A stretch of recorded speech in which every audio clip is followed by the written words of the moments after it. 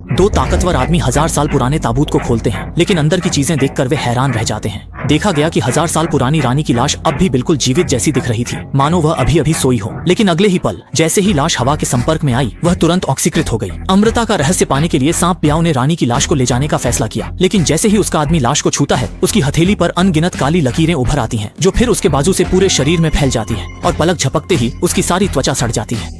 डर के मारे सांप ब्याओ ने तुरंत ट्रिगर दबाया और अपने आदमी को मौत के घाट उतार दिया। इसी समय श्याओमई ने भित्ति चित्रों से समझा कि रानी ही वह प्राचीन विषैली देह है जिसके बारे में किंवदंती है। उसने अपने लोगों की रक्षा के लिए खुद को यहाँ सील कर लिया था। ये सुनकर सांप ब्याओ और उत्तेजित हो गया। उसने चिमटी उठाई और लाश की उंगली तोड़ ली ताकि उसे जैविक कंपनी को बेचकर मोटा मुनाफा कमा सके। इसी निर्णायक क्षण पर श्याओमई ने पर्वतारोहण का औजार उठाकर हमला कर दिया और कियांगे ने भी पिस्तौल से सांप ब्याओ की टांग में गोली मार दी।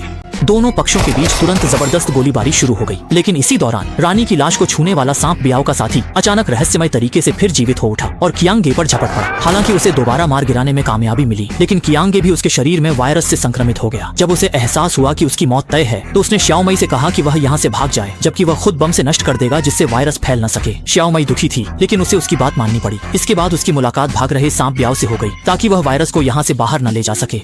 श्याओमई ने छलांग लगाई, बादलों की सीढ़ी पकड़कर ऊपर चढ़ गई, फिर सांप ब्याओ पर लगातार किक मारते हुए उसे सीधे खाई के किनारे तक धकेल दिया। इसके बाद श्याओमई ने पीछे की सीढ़ी को लात मारकर गिरा दिया, जिससे सांप ब्याओ के भागने की उम्मीदें खत्म हो गईं। गुस्से में तमतमाया सांप ब्याओ बेकाबू हो गया और चढ़ाई का हुक पकड़कर श्याओमई पर हमला करने लगा। हालांकि इस वक्त सांप ब्याओ को गोली लग चुकी थी, फिर भी श्याओमई उसके सामने कमजोर पड़ रही थी। तभी जब सांप ब्याओ आखिरी वार करने वाला था, तो ड्रम टावर में हुए धमाके की आवाज ने उसका ध्यान भटका दिया। श्याओमई ने मौके का फायदा उठाकर उस पर लगातार वार किए और फिर सांप ब्याओ की जेब से रानी की उंगली निकालकर जबरन उसके मुंह में ठूंस दी। आखिर में श्याओमई ने उसे जोरदार लात मारकर खाई से नीचे गिरा दिया। इस समय प्राचीन मकबरा ढहना शुरू हो चुका था। श्याओमई ने अपनी फुर्तीली चालाकी के दम पर मकबरे के पूरी तरह गिरने से ठीक 1 सेकंड पहले वहां से सफलतापूर्वक बाहर निकलने में कामयाबी पाई। वह वायरस जिसे रानी ने अपनी जान की परवाह किए बिना सील करने की कोशिश की थी, अब यही दफन हो गया। मानवता पर संकट टल गया।